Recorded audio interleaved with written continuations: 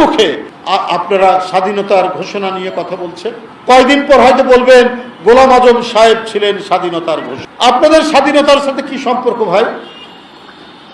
হানাদার বাহিনী আমাদের মা বোনদের উপর যখন অত্যাচার করছে, সেই অত্যাচারকে তো আপনারা অত্যাচার বলেননি, সেই নির্যাতনকে আপনারা তো নির্যাতন বলেননি, বরং তাদেরকে আপনারা সমর্থন করেছেন।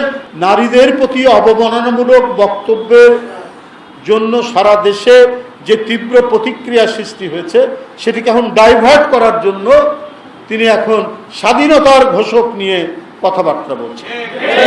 গতকাল চট্টগ্রামে যাকে তিনি বলার চেষ্টা করছেন তিনিও কোনোদিন বলেন জঘন্য।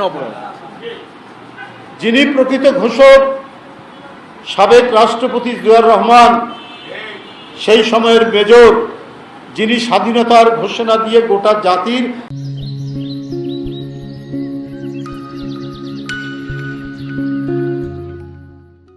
দিশা দিলে, গোটা জাতিকে যুদ্ধে ঝাঁপিয়ে পড়ার মন্ত্রণা দিলে, তার সাথে তার সহকারী হিসাবে যিনি কাজ করেছেন তিনিও তার বইয়ে বারবার অত্যন্ত সম্মানের সাথে জিয়াউর রহমানের নাম বলেছেন।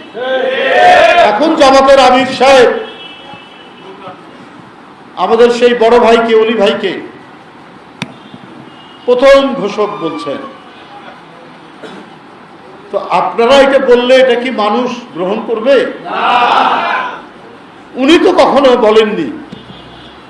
উনি তার পেশাগত জীবনে, সামরিক জীবনে সহকারী ছিলেন, এবং জিয়াউর রহমান যখন দল গঠন করেন সেই দল গঠনের সময়ও তিনি তার একজন সহকারী ছিলেন। লেখার মধ্যে তো আছে তিনি যে বই বের করেছেন সেই বইয়ের মধ্যে আছে। এখন জামাতের আমির রাজনৈতিক স্বার্থে সেটা বলার চেষ্টা করছেন।